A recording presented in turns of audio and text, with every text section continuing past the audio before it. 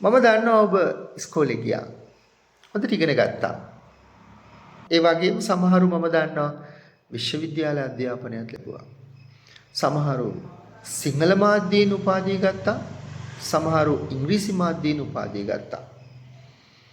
හැබැයි sannivedana කාර්යයේදී ඔබට මේ ලෝක භාෂාව global language එක එහෙම නැත්නම් ඉංග්‍රීසි භාෂාව හසුරවන්න පුළුවන්ද?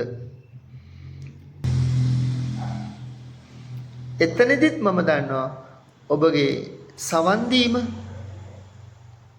ලිවීම, කියවීම, listening, writing and reading මෙන්න මේ කාරණා තුන නැත්නම් මේ පැති තුන ඔබට පුළුවන් බව. භාෂාවේ 4 skills වල කුසලතා හතරේ තුනක් ඔබට පුළුවන්.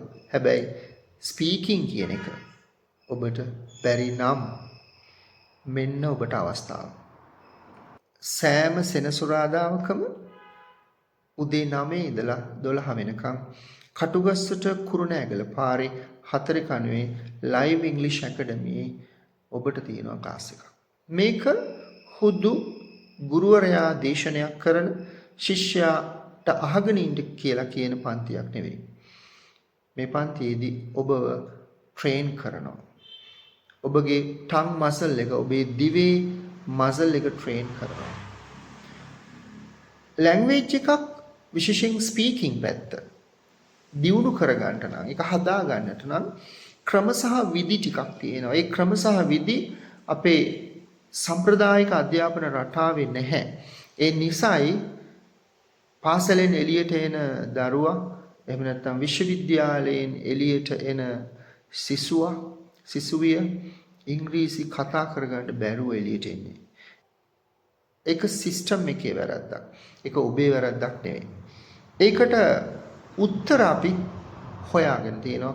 අපි උත්තර ප්‍රායෝගිකව භාවිතා කරනවා.